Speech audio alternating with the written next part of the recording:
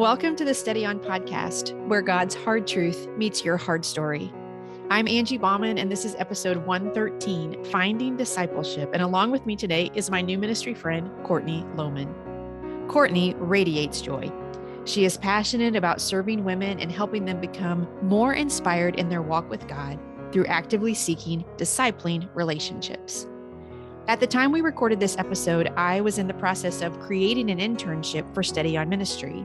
And while doing that work, I was and still am serving as an intern on the Kathy Lip ministry team. As I talked with Courtney, I thought about those roles in my life and how they parallel to this discussion on discipleship. I believe God calls us to be mentored and mentor simultaneously. As we learn from Him, we are invited to create room in our lives to share. And as we journey into new places, we are encouraged to create room in our lives to learn from others a little further ahead of us. Our verse for this episode is found in 2 Timothy 2:2. Paul is talking to Timothy here and says, "And the things you have heard me say in the presence of many witnesses, entrust to reliable people who will also be qualified to teach others." That's the NIV. If you desire to deepen your relationship with Christ, discipling and being discipled are essential. In this conversation, you will hear practical steps on things that you can do to be a discipler and or to find a discipler. And please know, as you listen, all the steps and resources that Courtney is going to talk about can be found in a beautiful download linked in today's show notes. Let's listen in. Hey, Steady On community. Welcome into this podcast episode. I'm Angie Bauman, and with me today is a new ministry friend of mine, Courtney Lowman. Courtney, welcome to the Steady On community.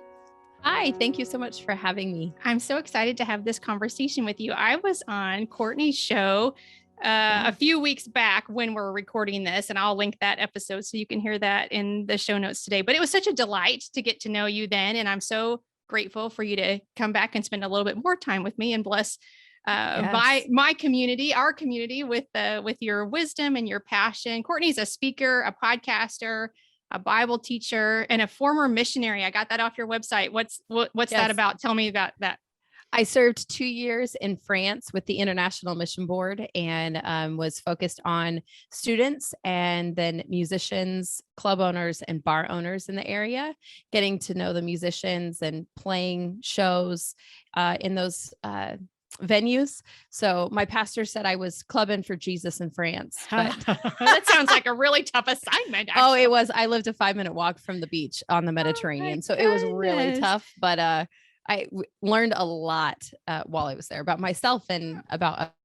I bet. Are you a musician? Is that why I am. You were? Yes. Okay. Yes. My degree's in music education. So I am a trained music instructor, spent several years in the high school doing that as a high school choir director, and then have taught more recently private lessons here at my home. And so did they pull you on stage sometimes when you were clubbing for Jesus? Oh, no, I would actually have, I would have concerts. Oh, you were gigging. Yes. Yeah. Awesome. I was gigging. Yeah. Oh, I love that. So I met a couple. It's getting to be a tougher assignment all the time as I learn more. Well, and then I ended up finding these guys that were already playing together and invited me to come play with them, which was really fun.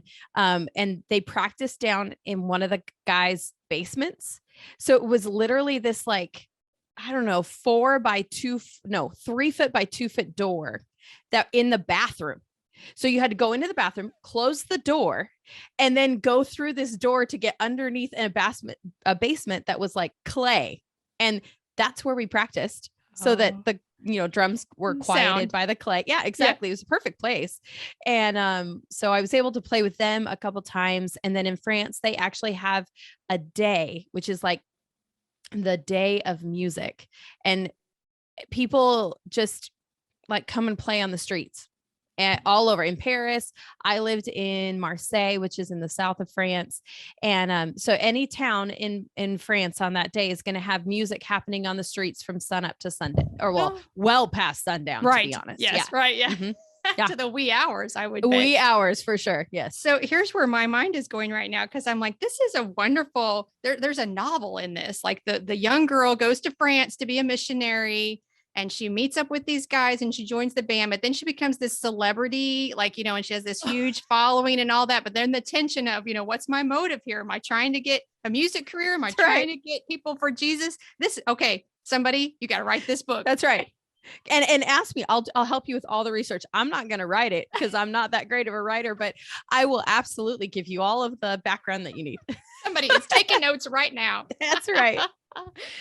But now you're passionate about, well, maybe still music, but also about helping women find other women to mentor them. And that's actually what we're going to spend a little bit of time talking about today, is this passion. And so I'm wondering, why is this your passion? Like, what has mentorship looked like in your spiritual walk? And, what's it done in you that you're like, no, this is a really important thing that people need in their lives? Would you just kind of talk to us a little bit about your heart around that passion?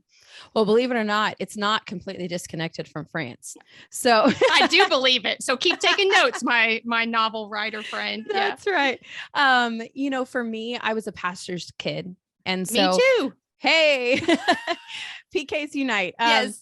And so I, growing up, have what I called forced discipleship. And basically, people have a lot of opinions about the pastor, how he should live, how his marriage should be, how his kids should look.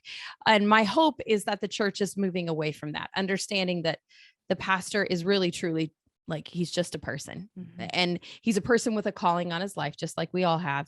And therefore he's going to make mistakes, and he's going to need help, and he might need counseling, and that's an okay thing. His kids are going to make mistakes. And that's okay. And it doesn't disqualify them from the calling that's on their life. Yes. And so, people had opinions, and my parents were very good about guarding us from the people who had the wrong opinions and allowing people who had wise things to say to have that voice in our life, whether that was bringing them into our home to just be a part of our family, or allowing them to be the people that we lived actually out of town. We didn't live near any family. And so our church family was our extended family. So when my parents needed a break, there wasn't a grandparent around for them to just watch us, that night. So our church family took on that role, and they would keep us for the night or whatever. Well, whenever you give your kids over to somebody, you're trusting them with your kids. And so these people spoke a lot of good truth and wisdom into my life. I always thought I was going to do international missions. And after I got married, and after we as a couple kind of sought this out, the idea of going as international missionaries, my husband was like, I don't think that this is the direction that we need to go. And there was a moment there where I was like, whoa, wait a minute. What did I totally misunderstand this calling in my life? Or did I marry the wrong guy? Or what is going on? And it took me a couple months of praying through that and talking with God, where he kind of asked me, what is it that you loved about international missions? What is it that you loved about your time in France? And I realized that what I loved was the discipleship part of our job. Our job was to meet with college kids through teaching English courses, and then see if we could, or they encouraged us to then build those relationships. And obviously, as Christians, if we're living our lives the way that we should, people are going to ask questions like, why are you like this? What? You should have seen the day that we talked about the fact that as Christians, we believe you should save sex for marriage. That is not a part of the French culture. And you should have seen our friend's jaw literally drop the ground, hit the ground. What? He could not process, how do you get all the way to marriage and not have sex? Flabbergasted. No concept at all. Yeah. No. So right then and there, we were not trying to evangelize. We were just talking about moral choices we've made in our life. But that was a very wide open door for talking about our faith and why we've made the choices we have. So I realized discipleship was there in that situation. I was also, like I said, a high school choir teacher, and I would have these young girls come into my office, and they would be really honest with me about struggles in their life and hard conversations that they were having and ask for my opinion. And my thought was always like, I mean, I'm honored. Thank you for coming to me. But do you not have anyone else? Like, we've only known each other for a year, 2 years. But no, they felt like I was a safe place for that. And what I began to realize is while I had forced discipleship that my parents had fostered to be quality discipleship, there are a lot of young girls out there that have no one. Yeah. They don't have anyone to go and talk to about where morality lines should be drawn. When all they can know is what they've seen. But if they question that, they don't have anyone to go and talk to. They don't have anyone to go and talk to about what's next in life. And what does it look like to be a young wife or a mom, or they don't have that person that they can go and be truly, brutally honest and still know that that person's going to love them. Yeah. That's part about discipleship, is like flat out honesty. So when I realized that, I went to our church women's minister and I said, I think that maybe we should start developing some kind of discipleship ministry at our church. And she said, thank you for coming and talking to me when God prompted that in your heart. And I said, oh, God prompted me 6 months ago and I've been hemming and hawing about it for 6 months. And so don't give me too many accolades, because no, I'm a late bloomer. But basically, she said, I'm so glad that you're here, because I do have many women who desire this and want this. But often when I go to a more established Christian in our a woman in our congregation, when I say, hey, I have this woman, would you be interested in discipling them? Their answer is, I mean, I have the time for it, but I just don't even know what I would say. Mm-hmm.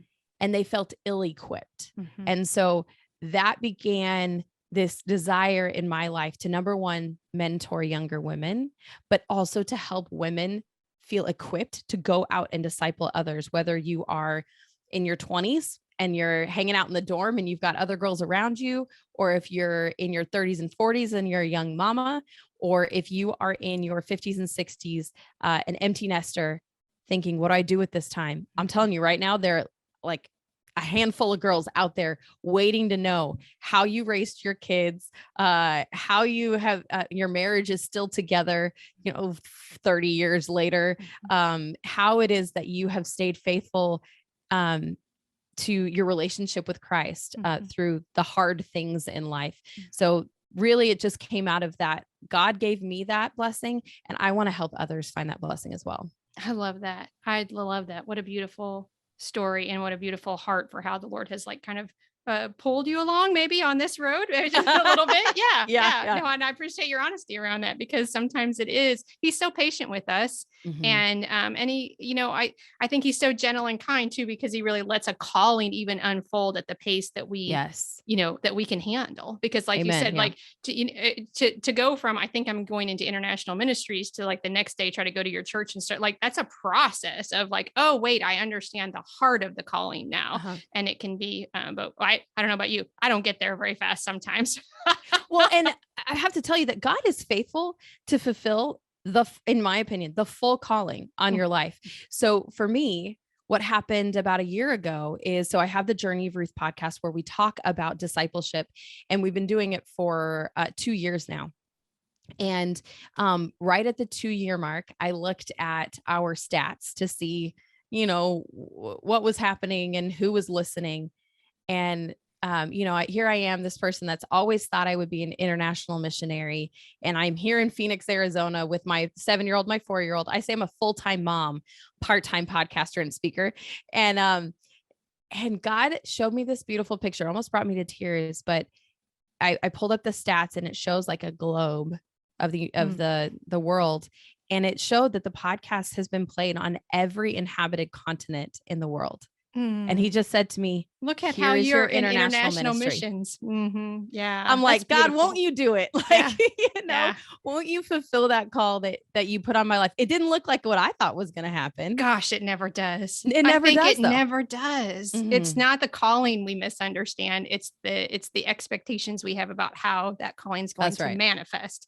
That we, so often I think that's true. Well, I love your process. I love processes because I love practical things that will take us from one step to the next. Right. And so, I'm a process girl. My listeners know that. And so you have created kind of a process to help people find actually like what am I looking for in a spiritual mentor, which I think is so brilliant, because I love it that you equip women who have the time and interest in discipling. But how do we, if this is something we don't have in our life and we want it in our life, what are the steps that we can take to find it? So would you just kind of start us off and take us through how you encourage people when they're on this journey? Yeah. I had so many people that were unsure about how to find someone to disciple them. Like, I don't even know where I'd start, or, and so it can feel like a big ask. Sorry. Yeah. Well, who would want to spend that kind of time with me and invest in me? Yes. Please go ahead. And what if they say no? Yes. I just can't. Like, what do I do with the no? I can't take that. Yeah, exactly. That feels like ultimate rejection. So personal. Like, don't say it's not personal, because it's the ultimate personal. Like, I want to know if you would like look in my life, Yeah, exactly. Yeah. So because you are literally inviting someone. Yeah. Yeah. So I created the PLAY process. And it's an acronym PLAA. Yeah, I know that's not how you spell it. Couldn't think of a Y. I tried all the thesauruses, all of the things. No, not enough Y words, but, so the PLAY process, PLAA, the P stands for pray. And so I think a lot of times we know what we want and we're just going to jump in both feet. But I think there needs to be a pause right there at the beginning, and we need to pray. And so, we also need to look at what does a discipleship relationship look like? I actually have if you're thinking, oh my gosh, I need to write all of this down, I actually have a free download that you can get on my website. And I have the link right here, and I will put it in the show notes. Yes. So it will be there for you. Yes. Perfect. Yes, I'm glad you said that. On there I highlight several discipleship relationships that we see within the Bible. We see Ruth and Naomi and their relationship. We see Samuel and Eli. I love that one because that's actually a very imperfect person pointing another person to God, who God will eventually use to say, hey, I'm going to kill you and your sons. It's a tough part of that story. Yeah. It is a tough part of that story, but it also shows that, like, even though Eli wasn't making the right choices, God still used him. Right. So it shows that even when our heart is, we don't have to be perfect to be a discipler. So pray. It also gives you some questions to kind of like pray through. What is it that I'm looking for? What areas of my life would I really be looking for instruction in? Is it, I need help with my marriage? Is it, I just need help connecting with God more? Because that's going to change. You're not going to ask a woman who is very wise and advanced in her relationship with God, but is single. If what you're looking for is someone to help you and mentor you in your marriage, you're not going to ask her. Right. But you are going to ask her what it means to have a beautiful prayer life, if that's what you're looking for. So you're going to kind of pray through some of those expectations that you have, and also looking at biblical examples of discipleship. Of course, you have the ultimate, Jesus and his disciples. That's a good one, that we see in scripture to help us know where to set our expectations. But still also a very imperfect at times relationship, not in Jesus, but like it's an imperfect relationship, which actually I think can be encouraging and have us have realistic expectations. Yeah. When we look at the Great Commission in Matthew, here he is talking to his guys. He's about to head up to heaven. And these guys have watched his ministry.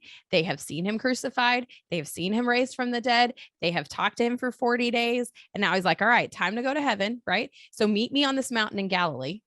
So they go, and we know that these men are like untrained.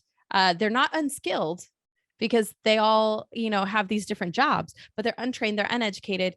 They're kind of normal. And so they go and meet him, and here he is talking to them. And my favorite verse comes right before he goes and says, go make disciples, baptizing them in the name of the Father and the Son and the Holy Spirit. So go and make disciples. It says that some of them doubted. I'm like, really, y'all? Like, you just spent all this time with him. You're looking at him and you still doubt. He just raised from the dead. And I'm like, okay. So Jesus is, and Jesus knew that they were doubting, because Jesus knows our thoughts. He knows our everything. And that even though he knew they were doubting, he looked at him and he said, go and make disciples. Mm-hmm. Yeah. So that leaves me with no excuse. Mm-hmm. And it reminds me, as you're talking, it reminds me how we need consistency in relationships that continue to point us back to Jesus and remind us of what we know. Because I think part of the reason that they doubted was like, well, you raised yesterday, metaphorically, that was yesterday. You did that yesterday. Today I'm facing this and I don't know. Are you going to raise again, if you will, metaphorically, because this is a different day. And so now I have a new struggle and we've never been exactly here, and so and culturally there were lots of stories that were being made up. Right. Mm-hmm. So now they've got these other, well, that's not the Jesus you knew. This is blah, blah, blah. And no, he was never actually dead. He, so culturally, I'm like, oh, talk about social media whispering lies to us, they didn't even have social media, but they had these other voices around them that were kind of feeding this doubt. Yeah. And so, but even so, God still gave them that command. Yeah. And so we all, it's a command. Inherit it. Right. Yes. It's not a suggestion. It's not a good idea. Going and making disciples is a command that Jesus gave to all of his followers. Yeah. Yeah. And it's not wrong at all. It's absolutely right to seek someone and to have a relationship with someone who has gone and done and made longer than we have. Right. That's right. Yeah. That's right. Mm-hmm. Yep. Yeah. Yeah. Yeah. So what's the L then? Take us so the L is for look. And there's a beautiful song by Brandon Heath called Give Me Your Eyes. And he wrote it at an airport. And he said he was just sitting there watching all of these people go back and forth from all different walks of life. And he thought, God, give me your eyes to see these people in their joy, in their pain, in their sorrow, in their, fear. Give me your eyes. And so, I love that idea of having God give you his eyes of who around you could possibly be a mentor for you, be a discipler for you. And I do want to say that's, you're going to hear me use the word mentor, discipler back and forth. Really, it's because mentor is something that we understand better than discipler in most contexts. There is a difference, in my opinion. Mentor is someone who is teaching you to do something like they do, or teaching you to do a skill that you can then go and do on your own. Discipler, the whole point is we are helping people to become disciples of Jesus, not of us. There are disciples. You can be a disciple of somebody, another priest, or a person in another language, or another religion, in which you're trying to become more like them. But in the Christian faith, when we talk about discipleship, it is, I am helping somebody to become more like Christ. And if they're becoming more like Courtney, then I'm doing it wrong. So I am not, but I do use the word mentor because discipleship, I don't know, it's scary, or it's too churchy of a word sometimes. It's more intimidating, maybe. Yes, somehow. Yeah. Doesn't need to be, but I think, right. So I use the words mentor, discipleship back and forth. People are like, she keeps switching words. But so when we're looking, it's like, okay, who do I want to disciple me? Lord, please give me your eyes to see people, because sometimes it's not the person we think it's going to be. Sometimes the person that we need right then and there is someone who we haven't even noticed yet. And I ask people here, look in your spheres of influence where you already are, because most likely there's someone who's already around you who can mentor you. If there's really not, then there's a further challenge of go and get yourself in some circles where somebody can disciple you. If you're thinking like everyone around me is, I remember being in a place in college, everyone around me is like pursuing, worldly things. And it's just about living for the next party or the next fun. It's not about something deeper. right? Okay, where are you going to go and find people that are looking for something deeper? So look around and make a list, because you've prayed about it. Now you're asking God, and you're naming multiple people, not just one, like multiple people. So once we've prayed and we've looked, then we can actually go to the next step, which is ask. And a lot of people think, and the last step is act. A lot of people want to jump to the act part. So they've made this list and they go to the person at the top of the list and say, can you disciple me? And they scare them away. And or any myriad of things. But I always say that the first thing we need to do is ask that person to go to coffee with you. Ask that person to come to your house for dinner and get to know that person a little bit more.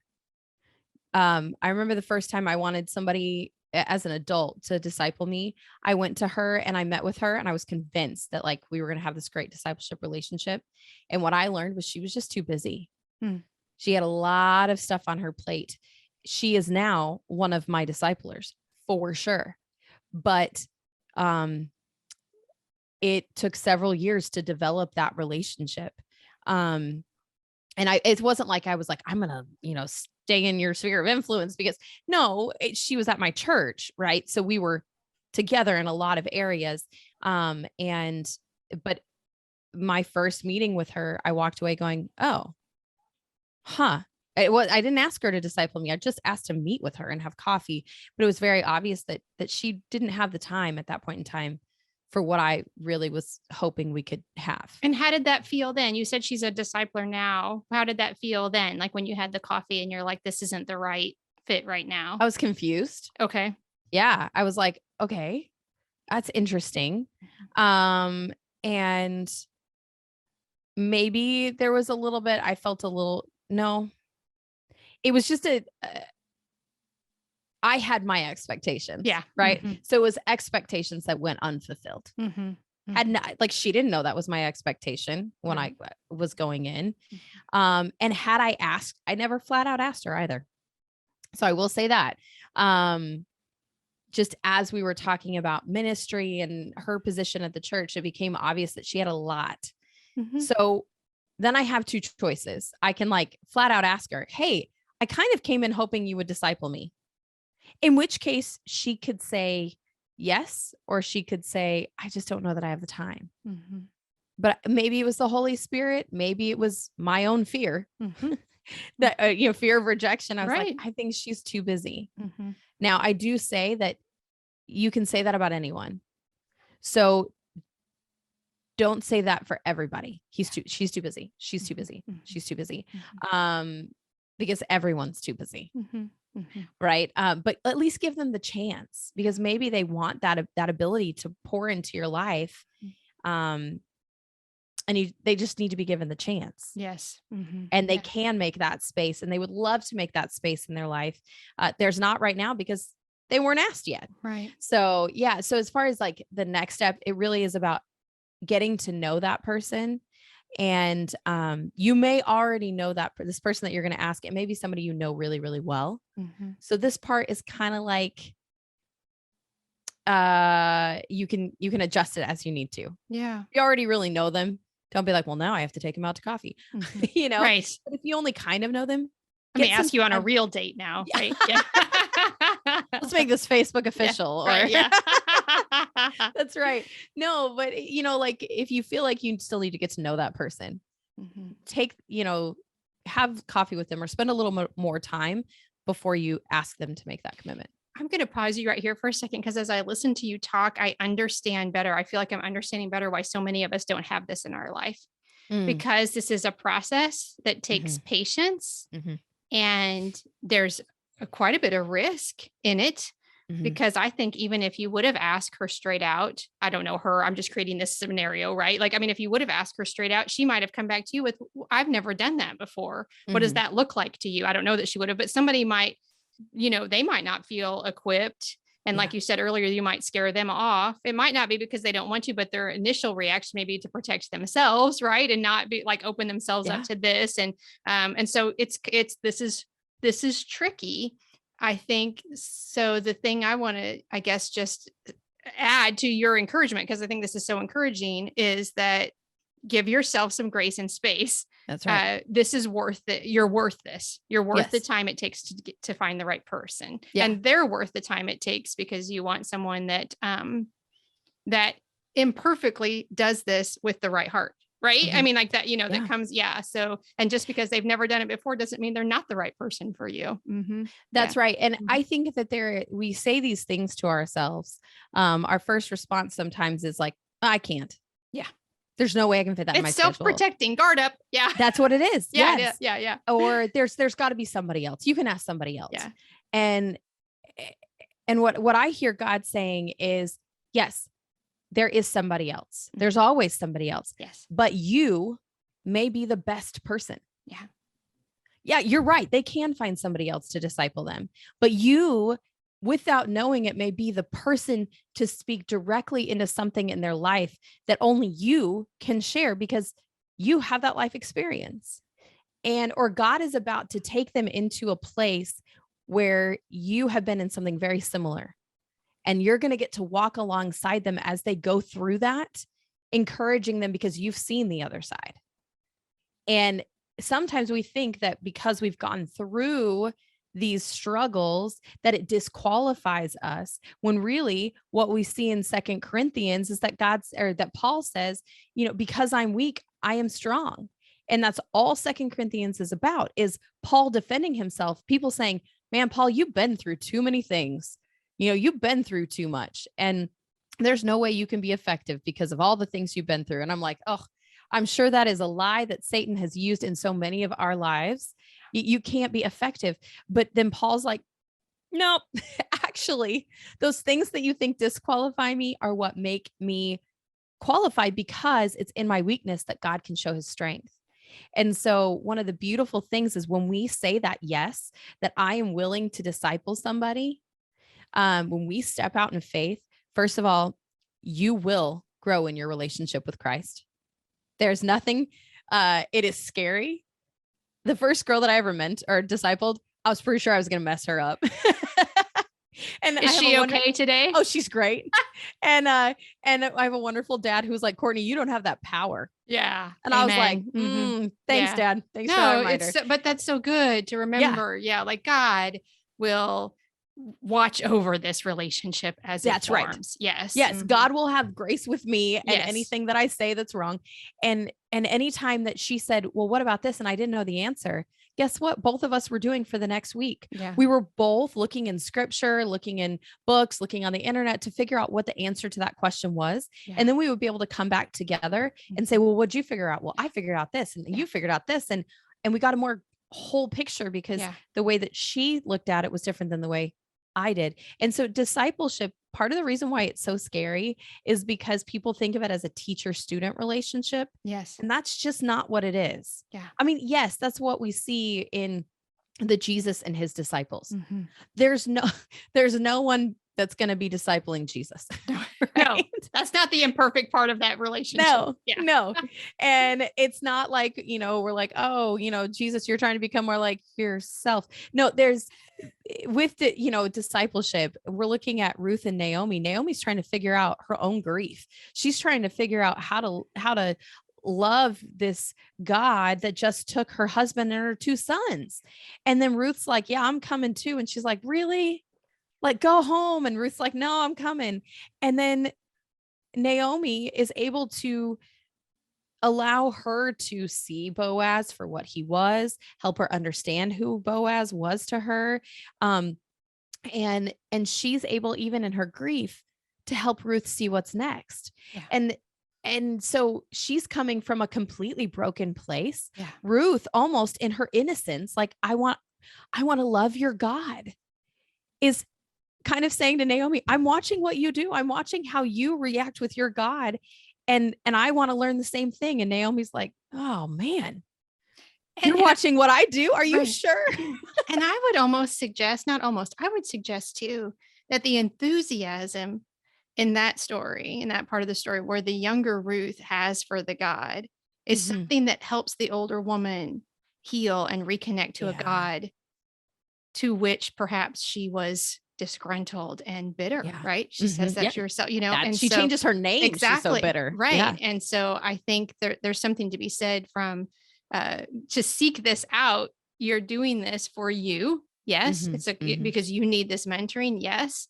But you may be the breath of fresh air that this other person's faith walk is waiting for as well, or it needs, but doesn't know she needs, that enthusiasm might light a fire in the other life in a way that only you can do, And so going back to the play process, when we have asked that person to kind of come into our life on a very surface level way, the next thing that happens is act. Yes. And that is the scary part, right? It's scary because we, like you have said, we are kind of, we're not submitting to that person, but in a way we're letting them into our life right there by saying, will you disciple me? Like right there, we're setting ourselves up for rejection. So I think if rejection is something that you struggle with, I think we all do in some capacity, but then there's other times where it feels even more like if we're experiencing a lot of rejection in life at that time. Like, Lord, protect my heart. I know that if this is supposed to happen, you will make this happen. But understanding that the answer could be yes and the answer could be no. If it's yes, great. Now you get to sit down and you guys get to talk about, what are your goals as you meet together? How often are you going to meet together? Where are you going to meet together? What are you going to do? Is it just like I want to sit down and talk about life? Or is it like, I'd really like to do an inductive study through 2 Timothy? Like what is it that you're looking for? Sometimes, by the way, it's really kind and generous when you ask somebody, and this is on there as well, ask them, explain what your expectations are. You know those because you put them down in the prayer section. So you're coming already with the idea of what you'd like to see, what your expectations are, and will they mentor you? Give them the time to pray. Our first response when we're asked to disciple might be, I can't. But when someone says, but before you give me an answer, I'd like you to take the time to pray. First of all, it takes the pressure off. Yeah. I don't need an answer right now. I don't need an answer right now. Okay. How long? Are you, well, I'm kind of hoping to hear back in a couple weeks. Okay, cool. Now I have time to think about it. I have time to go home and discuss it with my spouse if that needs to happen. I have time to pray it through and talk with God about it. And when that person comes back to you, they're going to be a lot more certain of their answer, whether it's yes or no. If the answer is yes, they're committed because they took the time. They didn't answer and say yes because they felt bad saying no. That yes is coming with a lot of support and a lot of research. Yeah. And so you can be guaranteed that that's a really good, strong yes. So you go through, you ask, then you act. And if the answer is no, after they've taken that time to pray, it's not the end of the line. Because when we go back up to that look section, remember we made a list of names, not just one. Go to another person in the list. The beautiful thing is it's not done. You had already had 4 women in your mind that you thought would be great. And so you say, okay, you know what? I thought it was her, but I guess God had a different plan in mind. And for me, the person I thought was going to disciple me, who is a discipler in my life now, pointed me to another ministry. And there I met another person who would become like a good person in my life. And then she also partnered me with another woman at our church. And that woman has become a really strong voice in my life as well. And so sometimes it's not even that God's like, this is your person. It's like, they're going to teach you something about yourself so that you're even more of a complete person when you find that person that's going to disciple you. So yes, there's a lot of hard in discipleship. It's hard to even decide that you want to start that, because if you think about discipleship and the root word, it's so close to discipline. And so you're asking someone to come into your life. Discipleship can't happen unless you're honest with that person. And which means when you make a dumb choice, If you've got someone that is discipling you, they're going to go, let's talk about that. When I was dating, these wonderful men and women in my life would be like, I met him. Let's talk about him. Is this a good choice? Yeah. I'm like, yeah, he's really cute. Okay. He's so handsome. He's cute. That's great. What else about him is great? Haven't thought about it longer than that. I know. No. And at that time I was like, 19 and who knows? Yeah. And so, but having those people that are going to help you, that are going to be honest with you, that are going to help you through the hard times when you go to them and say, I have something to tell you. And I don't think you're going to want to be my friend after I tell you this. And they tell you and they don't respond negatively. They might not even, and they don't respond with a, what? Yeah. But instead they go, wow, I bet that's been really hard for you to deal with on your own. How can, let's talk about your process. How are you working through that? Yeah. And they're with you every step. That is discipleship. That is true Christian community. And that is why discipleship is so important, because we all need that person that we can be that honest with, but we don't all have it. Right. And so then we just hold that inside. Yeah. And that's not healthy either. Right. And so often that discipler, if you've established that relationship, will come back at you with let me tell you a story from my past. Yes. And then you're like, okay, not to just, it doesn't mean it's okay. Whatever has happened. She's not going to say it was okay when she did it, whatever. Right. I mean, but I've done that on both sides of that more times. And I'm always just like, sort of shocked at we share more space than even I knew, yes, because Satan wants us to feel alone. Because as long as we feel alone, we are caught, we are stuck. But as soon as we can even just poke a hole through that cocoon that we've placed around us and let someone begin to shine light, the light of God, hopefully into your life, we begin to remove and to experience freedom one step at a time. So it is hard to open yourself up for discipleship. And it is also hard to commit to discipling somebody else, but there is a fulfillment. And my husband and I have experienced this with many of the young people that we have discipled in our home and at church. When someone comes to you and says, you are the parent figure that I never had in my life. There is nothing that humbles you more, brings tears to your eyes. It's in a Christmas card. It's Christmas Day. And I'm tears in my eyes,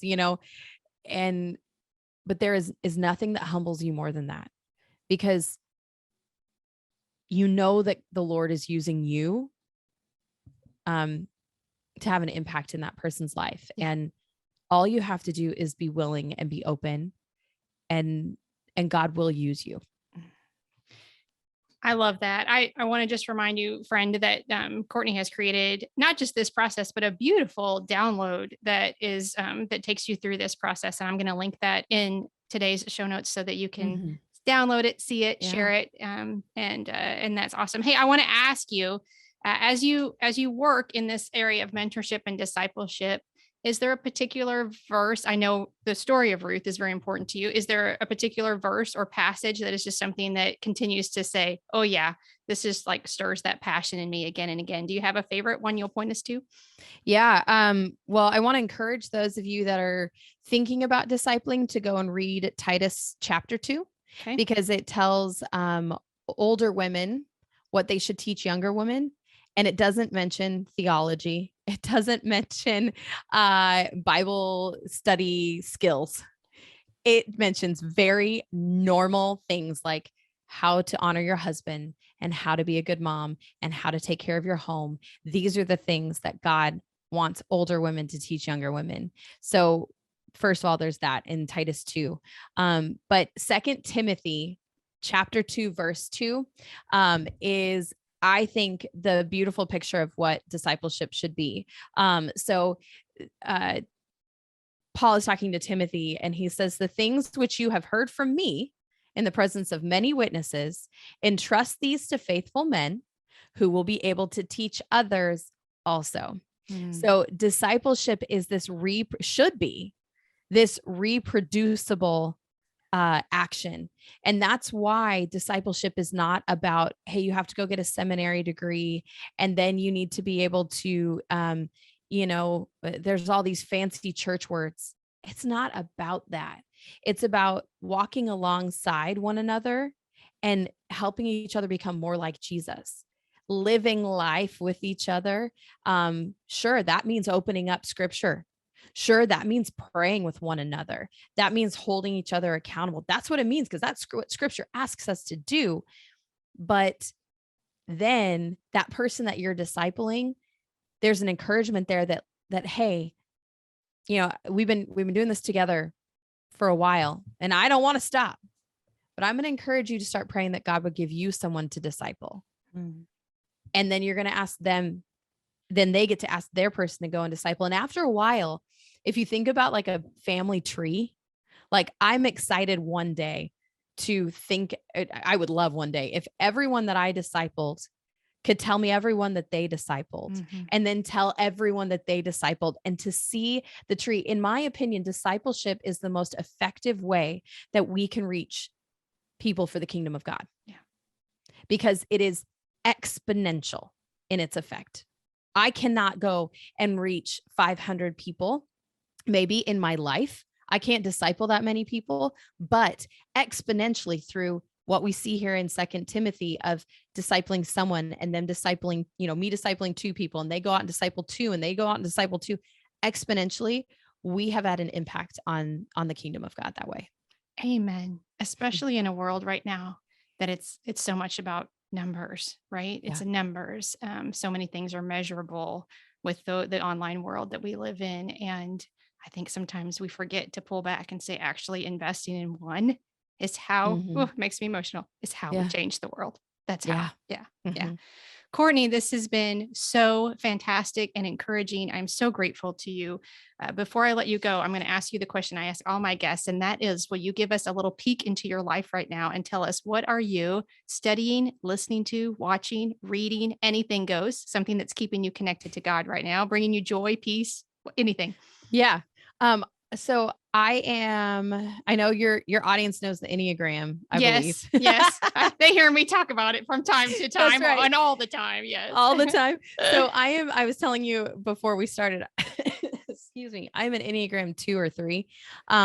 We've got to get that nailed down. I know. I feel like sometimes I love people and I want to see people served, but then how am I going to do it? I'm gonna do it by achieving things, a lot of things. And so because I am always achieving things and there's so much to do with my business and with my house and whatever, I've created a new rhythm at night, and I'm not great at doing it, but I'm trying at least maybe half the week. I get in bed. My husband goes to bed much earlier than I do. So I get in bed and I have a cup of hot tea. And I drink my tea and I read a book. It's not nonfiction. It has to be a biography because I love biographies. Me too. I'm a big history buff. So it's nothing for work. I mean, and as a podcaster, I read a lot of books for people that are coming on the podcast. It's none of those. Love you guys. It's none of those. That's not what I do before I go to sleep. Because my brain starts going, oh, I need to ask this question, or we could talk about. I also don't do Instagram because I'm constantly looking at reels on which reels can I create and what should I be sharing and quotes. And so once again, work brain, no, biography or a fictional book. And I read until my brain's kind of done. And then I go to bed and I don't watch like Netflix or anything while I'm going to sleep. It has helped me sleep a little more soundly. It has helped my brain to shut off so that it's not continuing to go while I'm laying there. And I'm having fun reading. I love reading books and I just never have time to read for fun. Now I have time to read for fun. So this is what I'm reading. Minding the Manor by Mollie Moran. That's a lot of M's. It is. It is. I think she did it on purpose. She was a KitchenAid in a 1930s English manor. So it is basically Downton Abbey. That's what it is. And I love Downton Abbey. Yeah. So I'm reading but it's her actual memoir of being a kitchen maid in the time of Downton Abbey, talking about like how they would get out to see the boys and how they would get away from their work and how they found joy in like the rigor of like scrubbing the stairs out front the house every morning. I'm like, seriously? I don't scrub my front walk ever.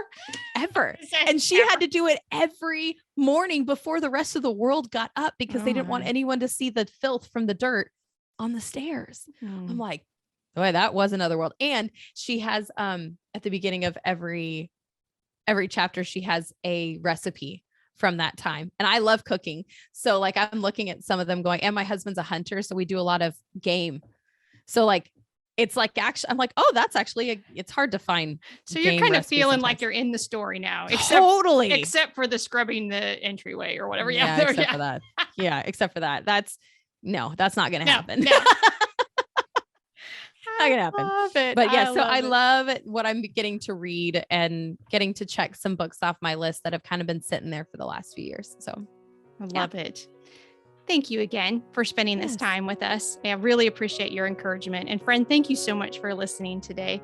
Until next time, peace. Today's conversation with Courtney lit a bit of a fire in me, actually, and I'm still pondering it. I feel God inviting me to take a closer look at the discipling I'm already giving and receiving and become more intentional about both.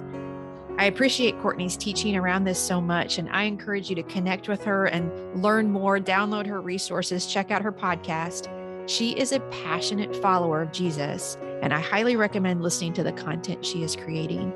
Our episode together on her show, along with all the places to find and follow her, are linked in today's show notes. 2 Timothy 2:2 again, this time from the Voice translation. Whatever you heard me teach before an audience of witnesses, I want you to pass along to trustworthy people who have the ability to teach others too. Next week, I will welcome Cecile Valoria to the show. She and I are going to be tackling the idea of fear and how we can move from a place of debilitating fear and terror and dread about a circumstance to a place of peace and rest and praise. Do you receive my weekly newsletters? They include little stories from my life, study resources on the verse we use for today's episode, links to other freebies and tools. I would love to connect with you via email every Friday in the weekly newsletter. And the link to do that, to sign up for that, is in today's show notes. Thank you so much for listening today. I pray wherever your day takes you, you are walking in the confident knowledge that you are a beloved, cherished child of God. Peace.